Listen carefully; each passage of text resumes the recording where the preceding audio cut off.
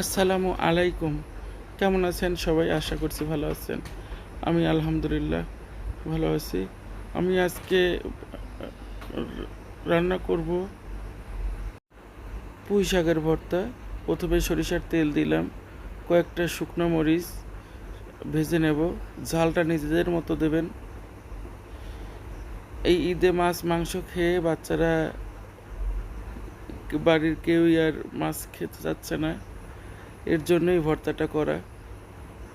আমি রসুন দিলাম, কয়েকটা কাঁচামরিচ, পেঁয়াজ দিলাম, দিয়ে এটা একটু লাল করে ভেজে নেব। এই ইউনিক ভর্তাটা এত মজা হয়, এই অনেকেই ভাবতে পারেন পুঁই শাক আবার কেমন লাগে ভর্তা, এটা তো কখনো খাইনি, একবার এভাবে খেয়ে দেখবেন। আমি কিছু ছোট চিংড়ি মাছ দিলাম, দেব সামান্য হলুদ গুঁড়ো, দেব পরিমাণ মতো লবণ, দিয়ে এটা একটু ভেজে নেব। আমি গাছে থেকে একদম টাটকা পুঁই শাক তুলে নিয়ে এসেছি, বেছে ধুয়ে পরিষ্কার করে নিয়েছি। এখন আমি শাকগুলো দিয়ে দিলাম। এটা পানি না শুকানো পর্যন্ত ভেজে নেব।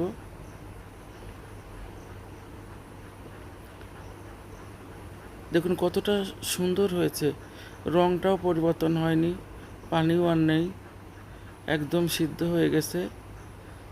এখন আমি এটা পাটায় বেটে নেব। দিলাম সরিষা, হলুদ সরিষা, শুকনো মরিচ দিলাম, লবণ দিলাম, একটু নারিকেল। আপনারা চাইলে মিক্সিতে বাটতে পারেন, তো পাটার ভর্তাটা বেশি মজা হয়, এর জন্য আমি পাটাতেই বেটে নিচ্ছি।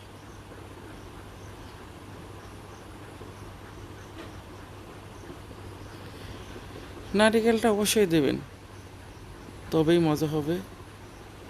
নারিকেলের একটা ফ্লেভার, চিংড়ি মাছের, শাকের, রসুন, একদম অথেন্টিক একটা ভর্তা।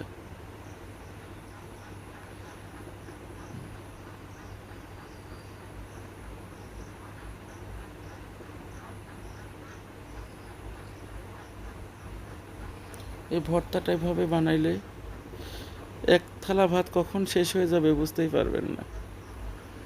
এখন আমি সরিষার তেল দিয়ে ভর্তাটা মেখে নেব।